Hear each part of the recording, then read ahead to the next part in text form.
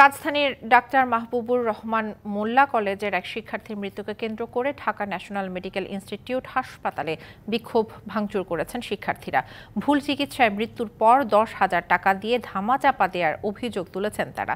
তাদের সঙ্গে কবি নজরুল ও সোহরাওয়ার্দী কলেজের শিক্ষার্থীদের ধাওয়া পাল্টা ধাওয়ার ঘটনাও ঘটে।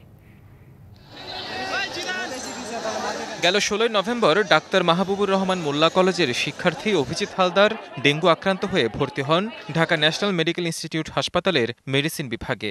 18 নভেম্বর সেখানে মারা যান তিনি। ভুল চিকিৎসার অভিযোগে রবিবার দুপুর থেকে হাসপাতাল ঘেরাও করেন শিক্ষার্থীরা। এ সময় মেইন গেট ভেঙে ভাঙচুর চালানো হয়। এর আগে মুরগিটোলা মোড় ও রায় সাহেব বাজারের পুলিশ ব্যারিকেড ভেঙে ফেলেন শিক্ষার্থীরা। পরে আরও কিছু শিক্ষা প্রতিষ্ঠানের শিক্ষার্থীদের সাথে কবি নজরুল ও সোহরাওয়ার্দী কলেজের শিক্ষার্থীদের সাথে ধাওয়া পাল্টা ধাওয়া হয়। এতে আহত হন কয়েকজন। ভাঙচুর করা হয় সোহরাওয়ার্দী কলেজে।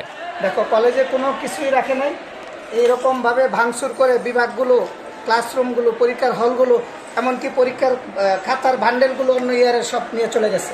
নগদের সর্বোচ্চ বার 167 টাকা রিচার্জে পাবেন 1 লাখ টাকা পুরস্কার। আরও আছে প্রতি সপ্তাহে পুরস্কার ও ক্যাশব্যাক। 3 দিক থেকে ঘেরাও করে আমাদের উপর অতর্কিত হামলা করা হয়, যার ফলে আমি সহ আমার শত শত ভাই, ডিএমআরসির শত শত ভাই আহত হয়েছে।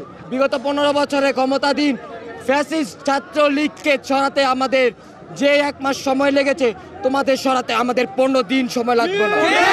ঘটনাস্থলে গিয়ে পরিস্থিতি নিয়ন্ত্রণে নেওয়ার চেষ্টা করেন সেনাবাহিনীর সদস্যরা। এর আগে এইচএসসি 2024 ব্যাচের শিক্ষার্থী অভিজিতের মৃত্যুর ঘটনায় 20 ও 21 নভেম্বর হাসপাতালে অবরোধ করেন শিক্ষার্থীরা। 10,000 টাকায় ঘটনা ধামাচাপা দেওয়ার অভিযোগ ওঠে হাসপাতাল কর্তৃপক্ষের বিরুদ্ধে। DBC news desk.